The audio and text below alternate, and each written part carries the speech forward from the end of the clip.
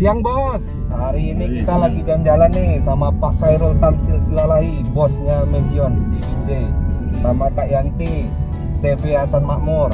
Sudah bermitra lebih 1 windu udah Pak. Sama laporan Medion, Mbak Rati, sama satu sana kru kita TS Medion, Mas Saiful. Hari ini kita mau diskusi nih sambil menuju ke kandang. Kita mau seminar ini di kandang Laisan Farm. Kita mau cerita apa nih Pak diskusinya hari ini? Kalau hari ini topiknya terkait herbal ya. Herbal. Ya. Herbal ini apa ini Pak? Pengganti AGP ya? Herbal itu nanti akan kita fungsikan untuk mengganti AGP. Ya kita ketahui AGP kan sudah dilarang oleh pemerintah Republik Indonesia ya. Itu ada peraturan Menteri Pertanian nomor 14 tahun 2017 Bang Rido. Oh berarti ini udah diundang-undangkan ya Pak? Sudah ya. Berarti kalau kita undang-undangkan gimana itu? Kalau melanggar ditangkap lah ya Pak? Ya. Akan diproses secara hukum. Jadi artinya dengan nggak ada AGP pengaruh nggak Pak terhadap ayam? Pengaruh ya. AGP itu kan antibiotik growth promoter, di pemberiannya itu untuk mempercepat proses pertumbuhan si ayam. Mengontrol bakteri pada usus. Juga, iya. Itu. Berarti kalau nggak ada AGP apa pengganti ya Pak? Ada alternatif nggak ya? Ya, makanya kita dari PT Medion menawarkan alternatif pengganti AGP yang lebih aman, yaitu ya produk herbal kita. Namanya kalau Bang Rido sudah familiar ya, OptiGreen. Ini herbal nih jamu Bang?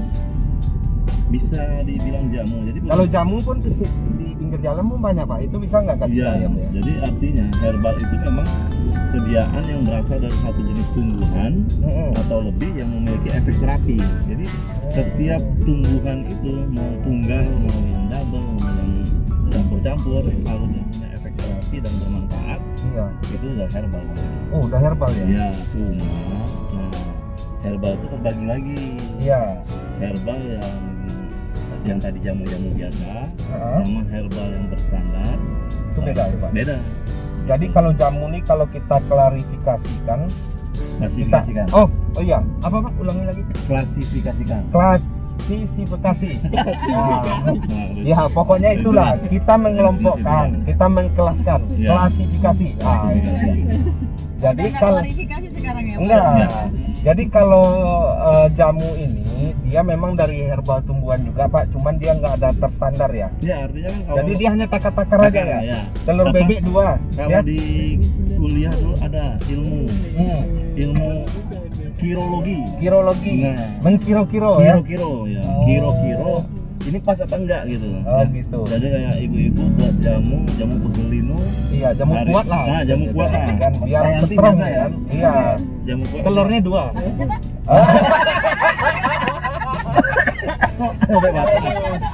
Maksudnya ya biar kuat gitu. Maksudnya biar kuat menghadapi kenyataan hidup yang agak pahit ini gitu. Jadi minum jamu.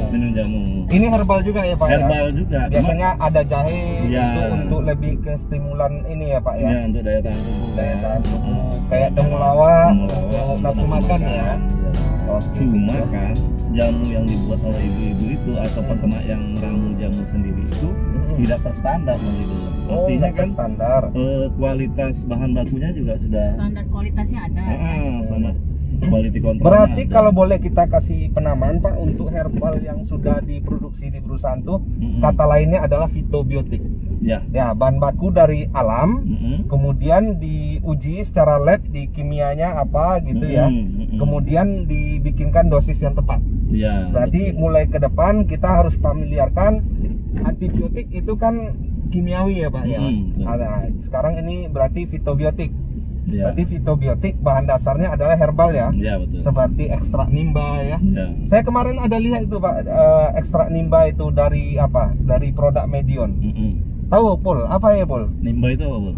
Nimba itu bahasa Jawa. Karena setahu saya dulu waktu saya sama orang tua kalau ke hutan cari ular Pak, itu kalau nampak lubang ular itu tangan kita masukin dicotok, baru kita tarik ularnya. Biasanya ngobatinya pakai ekstrak daun nimba. Apa itu Bro? Saya kenal daunnya di hutan. Rasa daun nimba itu famili sama daun gayung nggak ya? Timba, gayung, Nenek. ember. Oh, gitu Nenek ya. gayung. Iya, nenek gayung ya. gitu ya. Kalau itu ngerti dong. Nah, itu nyambung kalau nanti gitu. Kalau nggak salah itu di produk Median ada itu ekstrak nimba. Oh, Ekstrak nimba. Nanti coba di search di Google. guys. Nah, ekstrak nimba itu apa? Seingat saya bahasanya itu daun nimba. Daun nimba ya. Nimba bukan timba ya. Oke. Nimba itu biasanya kalau sekelas racun ular kobra itu bisa Pak Bos. Oh, Bisa diobati pakai itu. berarti media Sampai kalau kita di hutan kalau makan pucuk daun nimba itu nyamuk nggak mau gigit kita, pahit darahnya. Nah gitu. Jadi kalau sejenis bisa kobra aja bisa disembuhkan, apalagi kalau Apalagi sejenis koksidiosis kan gitu. Iya, Iya. sebenarnya betul. Betul. Iya gitu. Nanti coba dilihat. Jadi kan yang Vito bilang tadi, Bang Rido bilang tadi, ternyata punya keunggulan dibanding dengan antibiotik kimiawi gitu. Iya. Iya. Apa Pak Jadi keunggulannya yang Pak? pertama itu kemungkinan resistensinya rendah. Ayo, Oh. apa itu yang dimaksud dengan resistensi? Boleh dibantu Bang Saiful, resistensi. Resistensi itu ini Pak, apa namanya? Ya kalau penggunaan obat, Iya. semuanya obat antibiotik itu udah tidak mempan Pak ke ternak itu. Gampangnya seperti itu. Nah, jadi kalau resistensi rendah berarti penggunaan obat itu jadi rendah. Jadi hewan ternak kalau rendah itu berarti tetap biar efektif Pak. Mari dilihat Ya. Antibiotiknya Pak. Jadi resistensi itu benar ya kata Saiful tadi, salah satu penyebab meningkatnya bakteri patogen pada ternak. Jadi ketika dia resisten satu antibiotik, maka si bakteri patogennya akan meningkat, bukan malah hilang gitu loh, malah bertambah. Jadi dengan kata lainnya kita simpulkan berarti resistensi ini Pak, kita memakai antibiotik golongan ini, Ya. kemudian karena udah keseringan, jadi Ya. si ayam itu Tidak. si bakteri yang mau diobati tadi Kebal. sudah kenal. Iya, kebal. Jadi dia udah kebal, udah resisten, jadi nggak mempan lagi. Akhirnya solusinya peningkatan golongan antibiotik, penambahan dosis atau segala macamnya ya Pak ya. Iya, Rolling betul. antibiotik. Oh gitu. Tapi kalau herbal ini aman ya Pak? Aman. Nggak ada resisten dia? Tidak Ya? ada resisten. Campur antibiotik nggak apa-apa ya Pak? Tidak apa-apa, tidak apa-apa. Iya. Berarti keunggulannya banyak ya Pak?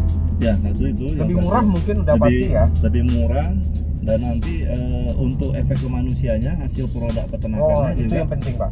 lebih aman. Itu yang penting. Itu yang Jadi penting. sebetulnya pemerintah itu tidak serta-merta memberikan aturan Ya, melarang penggunaan antibiotik kalau tujuannya nggak ada ya iya Pak Kos ya. betul.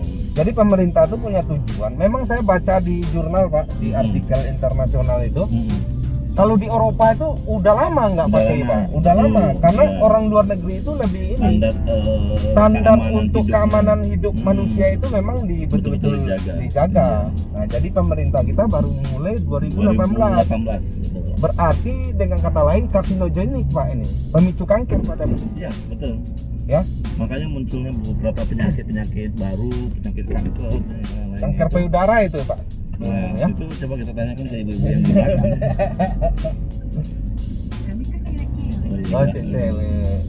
Jadi Pak, ini Jadi solusinya itu ya tadi, yang tadi produk OptiGreen itu sudah dipakai di beberapa farm besar, dan itu hasilnya juga luar biasa.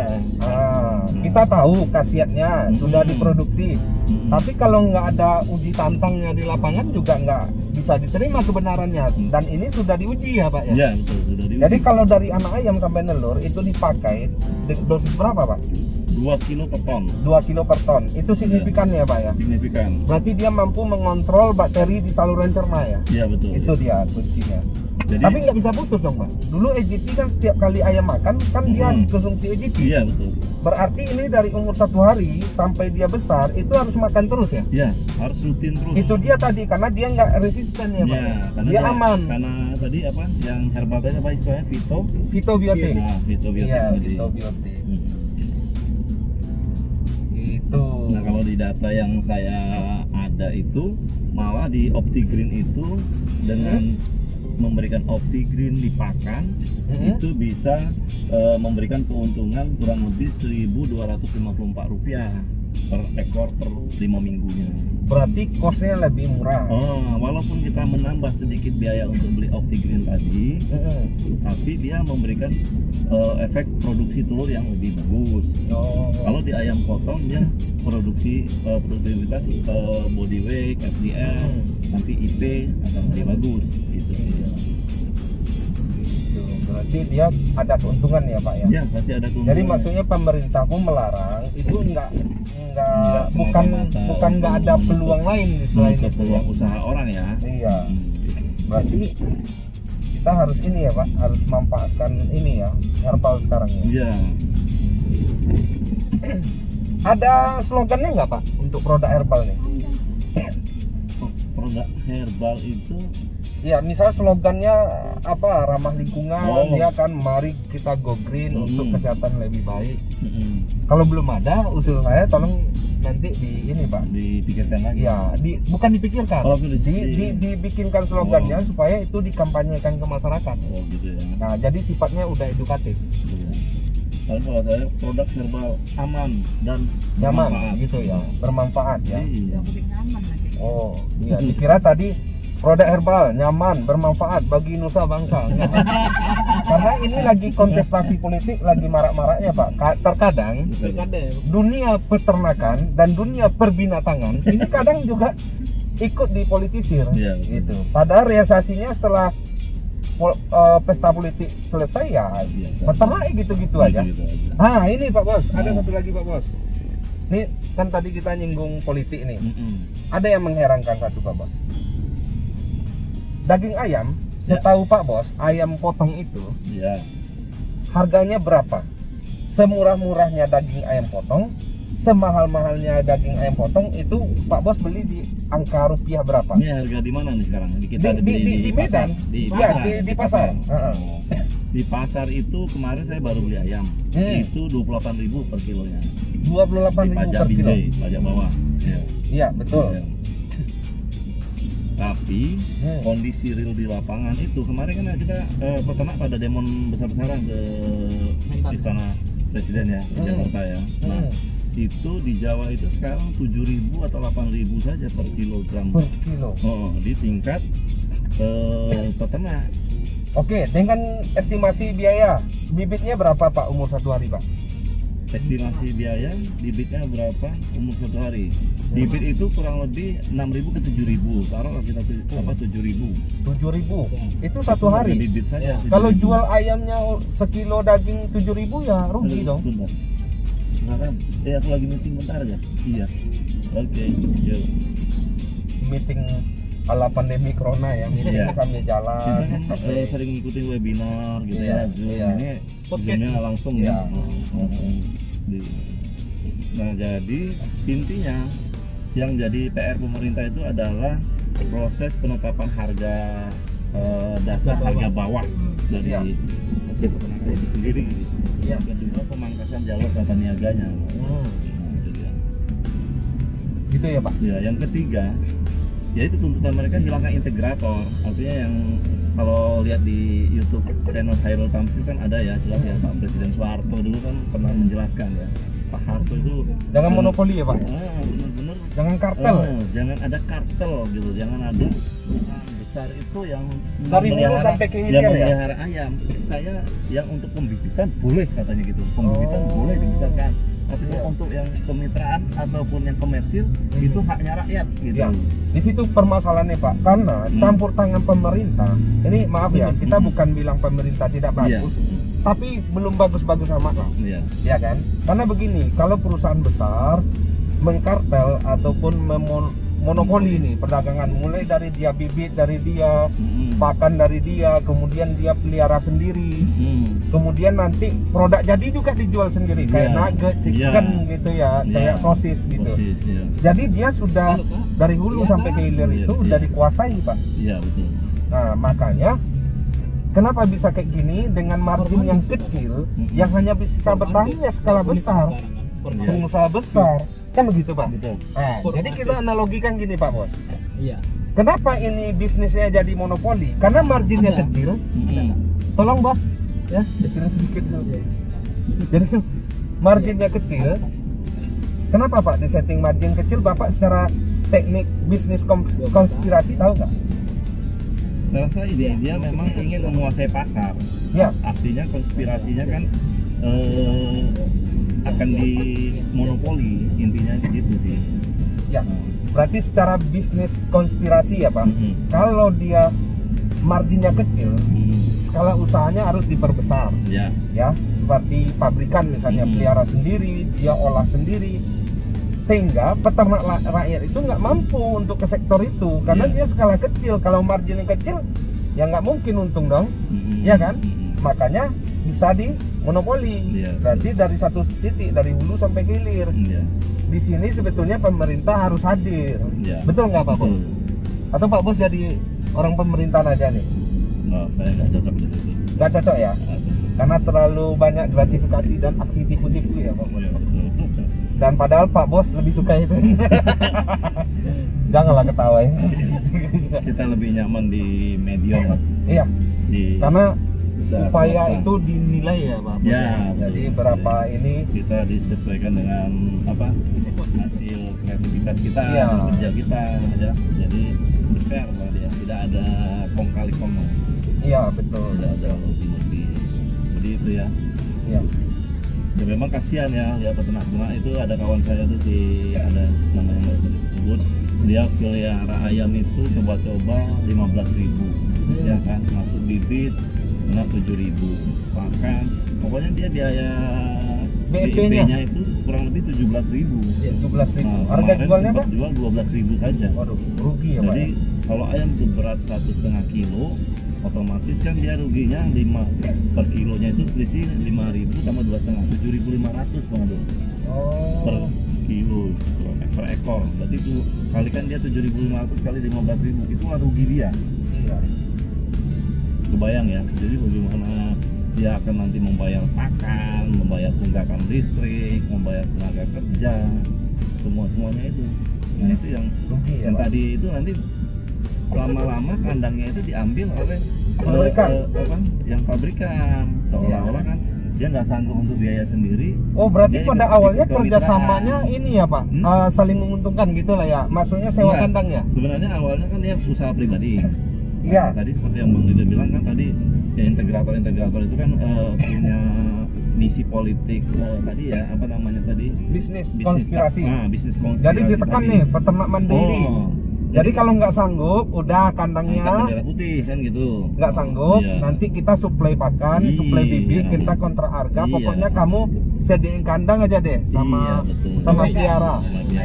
Iya. Oh, berarti pintar juga ya Pak ya? Memang gitu. Secara nggak langsung berarti perusahaan besar ini sudah dia yang punya dong Pak.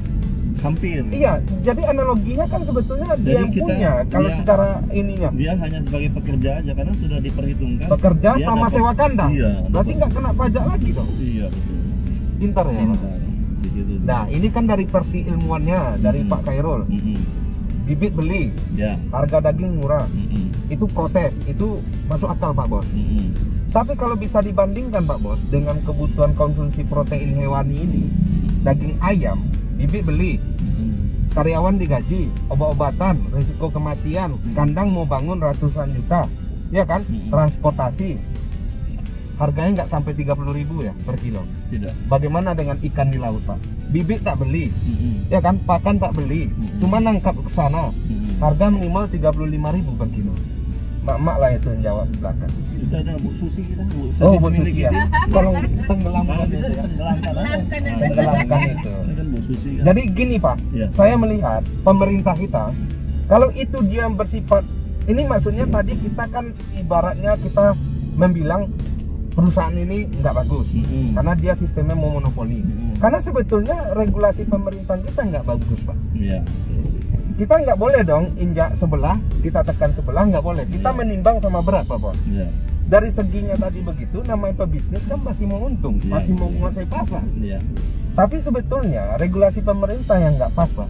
Karena begini Pak Bos, ketika itu berhubungan dengan pabrik ataupun perusahaan yang jelas kedudukannya, pembayaran pajaknya, itu pemerintah tekan di situ.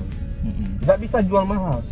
Kalau jual mahal nanti pemerintah inspeksi pasar. Iya. Bagaimana kalau ikan di laut Pak? Kan nggak ada perusahaannya Pak yang nangkap sana. Betul. Kan skalanya kan skala perkumpulan koperasi nelayan gitu. Iya. Jadi ngerti ya Pak maksudnya ya? Mengerti. Ini kan politis Pak. Politik.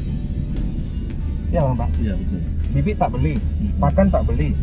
Cuman butuh tenaga ke sama perahu ya. Iya. Itu pun udah dibiayai kadang sama koperasi nelayan. Tapi maksudnya bukan kita menjas nelayan harus jualnya lebih murah, bukan. Karena itu resiko di laut juga tinggi ya, Pak. Iya. Artinya seimbang gitu. Ya kan? Seimbang gitu. Seimbang. Jadi intinya Pak, jangan karena pengusaha menanamkan modal kemudian regulasinya dikendalikan oleh pemerintah itu yang untuk menekan pengusaha, Iya. yang untuk memajukan sektor peternakan ataupun perikanan gitu. Betul, betul. Ya Pak ya? Iya. Setuju. Setuju kan Pak? Setuju. Jadi sebetulnya diskusi singkat kita ini semua akan terrealisasi karena semua mempunyai kepentingan mereka masing-masing. Apakah pemerintah, pengusaha, ataupun trader. Sampai sini dulu. Nanti kita akan bincang-bincang lagi di kandang. Jangan lupa subscribe di channel YouTube Atta Halilintar. Enggak ya, Atta Halilintar nggak pernah bicarakan tentang peternakan ya. Iya. Peternakan nanti di channel Pak Khairul Tamsil. Silakan di subscribe, like, and share, komen, dan bagikan kepada pelaku-pelaku usaha peternakan. Oke bosku, Oke, bosku. sampai ketemu nanti di peternakan. Kita akan seminar di kandang Laisan Farm. Oke, sip.